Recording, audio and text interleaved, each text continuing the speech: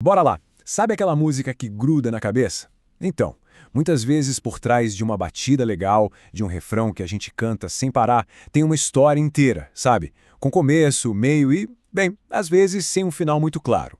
Hoje, a gente vai pegar uma lupa e investigar a história de um relacionamento bem complicado, contada numa das músicas mais famosas do Maroon 5, This Love.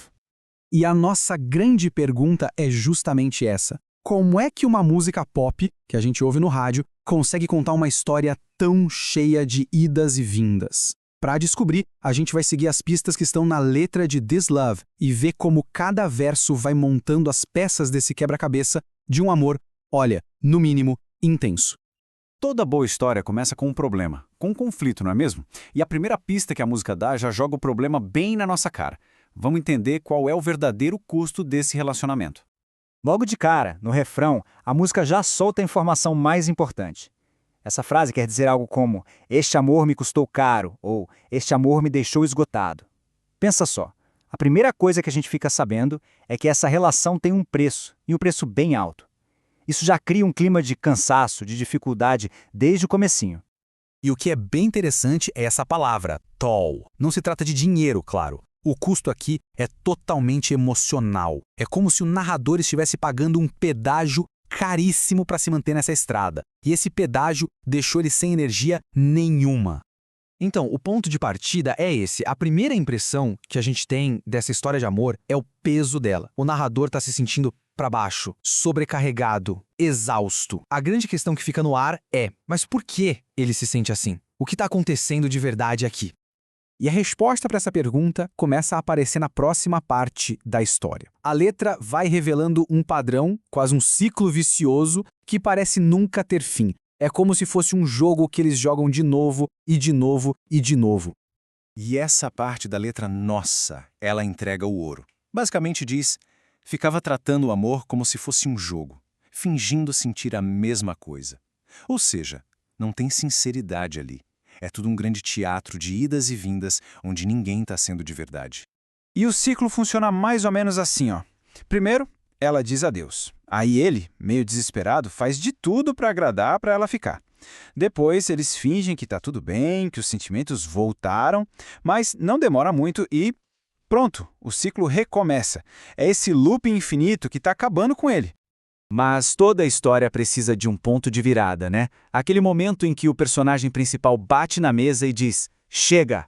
Agora a gente vai ver a tentativa do narrador de quebrar as regras desse jogo e, quem sabe, sair desse ciclo. E é aqui que o confronto acontece. A letra diz que ela já tinha dito adeus vezes demais. Só que dessa vez ele responde, eu não tenho escolha porque eu não vou mais dizer adeus. É a primeira vez que ele se recusa a fazer o papel dele nesse jogo. Ele está tentando mudar o roteiro à força. Essa decisão dele é o clímax da história. É um ato de rebeldia total contra aquele padrão que eles mesmos criaram. Ao fazer isso, ele cria um impasse, um beco sem saída. Se ela não pode ir embora e ele não aceita mais o adeus, para onde essa história vai agora? Com esse impasse criado, o narrador faz a jogada mais ousada dele. Ele faz uma promessa gigantesca, quase uma última tentativa desesperada de consertar tudo e finalmente quebrar esse ciclo. E olha só a força dessa promessa. Vou consertar essas coisas quebradas, consertar suas asas quebradas. É quase uma linguagem de super-herói, não acha? Ele não tá só prometendo consertar o namoro, ele tá prometendo salvar ela. Isso diz muito sobre como ele se enxerga nessa história toda, né? Ele vê tanto a parceira quanto o relacionamento como algo quebrado, que precisa de conserto. E ele se coloca nessa posição de ser o único salvador, o único capaz de arrumar a bagunça. E essa intensidade toda acaba se tornando física. Esses versos aqui não são só sobre romance. Eles descrevem uma tentativa quase desesperada de se reconectar, de usar a intimidade física para tentar retomar o controle, para provar que ele ainda tem o poder de fazer ela ficar. No fundo, é mais sobre poder do que sobre amor. E aí a gente chega no final da nossa história. Depois de toda essa luta, da recusa em dizer adeus e dessa promessa de ser o salvador da pátria, a grande questão que fica é, o plano dele funcionou? Será que o ciclo finalmente foi quebrado? E aqui está a grande sacada, a genialidade da música. Ela não entrega um final feliz, não dá uma solução. Pelo contrário, ela joga a gente de volta para o começo, repetindo exatamente o mesmo refrão que a gente ouviu lá no início. A história termina exatamente onde começou.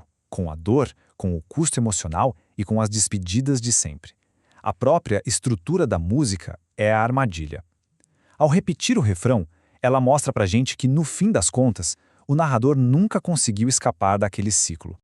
E essa é a pergunta que a música deixa no ar pra gente pensar. Será que essa tentativa desesperada dele de mudar tudo foi, na verdade, só mais uma volta na mesma roda gigante? Finais abertos assim são incríveis porque eles fazem a gente pensar. Da próxima vez que ouvir uma música que gosta muito, experimenta parar e tentar encontrar a história que ela tá contando. As pistas estão todas lá. Garanto que dá pra se surpreender com o que a gente descobre.